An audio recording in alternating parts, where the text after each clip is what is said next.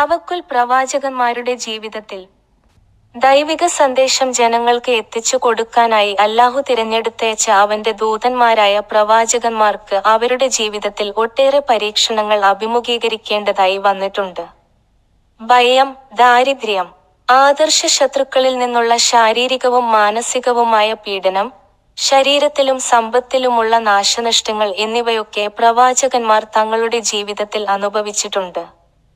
അക്ഷരാർത്ഥത്തിൽ അഗ്നിപരീക്ഷണങ്ങൾക്ക് വിധേയനാകേണ്ടി വന്ന പ്രവാചകന്മാരുടെ പ്രപിതാവ് ഇബ്രാഹിം നബി അലൈസലാം അടക്കമുള്ളവർ ജീവിതത്തിലെ പ്രതിസന്ധികളുടെ മുമ്പിൽ പതറാതെ ദൃഢവിശ്വാസത്തിൽ അല്ലാഹുവിൽ എല്ലാം ഭരമേൽപ്പിക്കുകയും ക്ഷമ കൊണ്ടും പ്രാർത്ഥനയിലൂടെയും അല്ലാഹുവിന്റെ സഹായം തേടുകയും ചെയ്യുകയായിരുന്നു.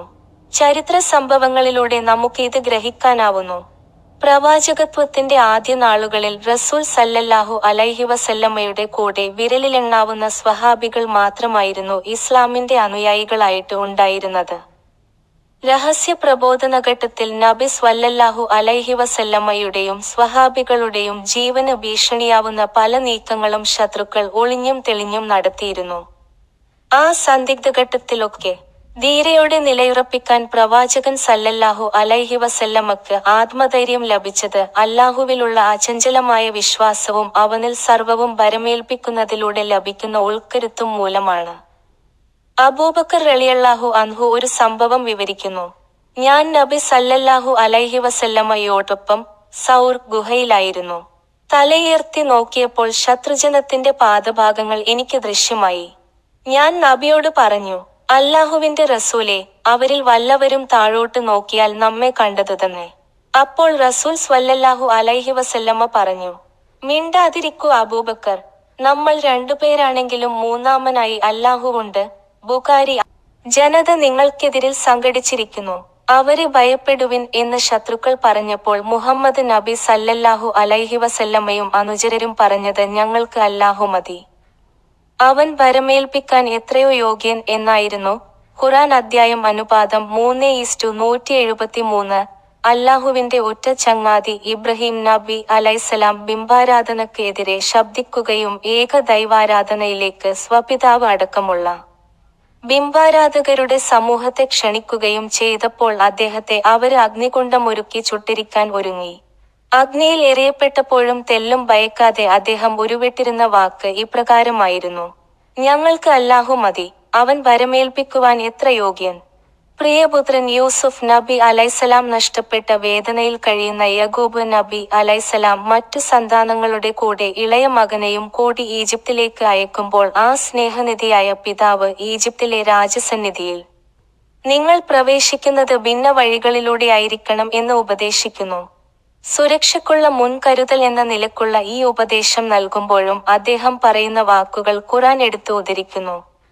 എന്റെ മക്കളെ, നിങ്ങൾ ഒരേ വാതിലിൽ കൂടി പ്രവേശിക്കരുത്, ഭിന്നമായ പല വാതിലുകളിലൂടെ പ്രവേശിക്കുവിൻ. അല്ലാഹുവിങ്കിൽ നിന്ന് ഉണ്ടാകുന്ന യാതൊന്നിനെയും നിങ്ങളിൽ നിന്ന് ഞാൻ തടുക്കുകയില്ലതാനും. വിധികർതൃത്വം അല്ലാഹുവിനല്ലാതെ ആർക്കും ഇല്ല. അവന്റെ മേൽ ഞാൻ കാര്യങ്ങൾ ഭരമേൽപ്പിച്ചിരിക്കുന്നു. ഭരമേൽപ്പിക്കുന്നവർ അവന്റെ മേൽ തന്നെ ഭരമേൽപ്പിച്ചുകൊള്ളട്ടെ. ഖുർആൻ അദ്ധ്യായം അനുപാതം 12:67.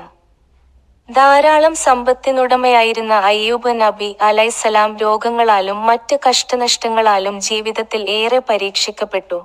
എന്നിട്ടു അതിൽ അക്ഷമ കാണിക്കുകയോ നന്ദികേടിന്റെ ഒരു വാക്കുപോലും ഉച്ചരിക്കുകയോ ചെയ്യാതെ ദൃഢവിശ്വാസത്തോടെ അല്ലാഹുവിൽ പ്രതീക്ഷയർപ്പിച്ച് പ്രാർത്ഥിച്ചപ്പോൾ ആ പ്രവാചകന്റെ ജീവിതത്തിൽ നിന്ന് പ്രതിസന്ധികൾ നീങ്ങിപ്പോവുകയും അല്ലാഹു അദ്ദേഹത്തിന് അനുഗ്രഹം ചൊരിഞ്ഞുകൊടുക്കുകയും ചെയ്തുവെന്നും വിശുദ്ധ ഖുർആനിൽ വിവരിക്കുന്നു. അയ്യൂബിനെയും ഓർക്കുക, എനിക്ക് കഷ്ടപ്പാട് ബാധിച്ചിരിക്കുന്നു, നീ കരുണ ചെയ്യുന്നവരിൽ വെച്ച് ഏറ്റവും കരുണ ചെയ്യുന്നവനത്രേ എന്ന് അദ്ദേഹം തന്റെ റബ്ബിനെ വിളിച്ചു പറയുകയുണ്ടായ സന്ദർഭം. അപ്പോൾ അദ്ദേഹത്തിന് നാം ഉത്തരം നൽകി. അങ്ങനെ അദ്ദേഹത്തിൽ കഷ്ടപ്പാടായിട്ടുള്ളത് എല്ലാം നാം അകറ്റിക്കളഞ്ഞു. നമ്മുടെ പക്കൽ നിന്നുള്ള ഒരു അനുഗ്രഹവും ആരാധന ചെയ്യുന്നവർക്ക് ഒരു സ്മരണയുമായിക്കൊണ്ട് അദ്ദേഹത്തിന്റെ വീട്ടുകാരെയും അവരോടൊപ്പം അവരുടെ അത്രയ്ക്കും പേരെ വേറെയും അദ്ദേഹത്തിന് നാം കൊടുക്കുകയും ചെയ്തു. ഖുർആൻ അദ്ധ്യായം അനുപാതം 21:83-84. അഹങ്കാരത്തിന്റെയും ധിക്കാരത്തിന്റെയും ആൾരൂപമായി വർത്തിച്ച ഫിറൗന്റെ അടുക്കലേക്ക് ദൈവിക സന്ദേശവുമായി കടന്നുചെല്ലാനുള്ള കൽപ്പനയുണ്ടായപ്പോൾ മൂസ പ്രാർത്ഥനാ മനസ്സോടെ അല്ലാഹുവിനോട് തേടി, റബ്ബേ, എന്റെ ഹൃദയത്തിൽ നീ വിശാലത നൽകേണമേ, എന്റെ കാര്യത്തെ നീ എളുപ്പമാക്കിത്തരേണമേ, എന്റെ നാവിന്റെ കെട്ട് നീ അഴിച്ച് തരേണമേ. ഖുർആൻ അദ്ധ്യായം ത്വാഹ 25 മുതൽ 27 വരെ. ഏത് പ്രതിസന്ധിഘട്ടങ്ങളിലും പ്രതീക്ഷയർപ്പിച്ചുകൊണ്ട് അല്ലാഹുവിനോട് തേടുകയാണ് വേണ്ടതെന്നും അവനിൽ അല്ലാഹുവിൽ സർവ്വവും ഭരമേൽപ്പിക്കാനും പ്രവാചകന്മാർക്ക് ഭാഗ്യമുണ്ടായിരുന്നു. അങ്ങനെ ഭാരമേൽപ്പിക്കുന്നതിലൂടെ അവൻ സഹായിയും രക്ഷാധികാരിയുമായി എപ്പോഴും ഉണ്ടാകുമെന്നുള്ള പരാമർശം വിശ്വാസികളുടെ ജീവിതത്തിൽ പൂർവിക പ്രവാചകന്മാരുടെ ചരിത്രത്തിൽ നിന്നും ഗുണപാഠമായി ഉൾക്കൊള്ളാൻ സാധിക്കുന്നു.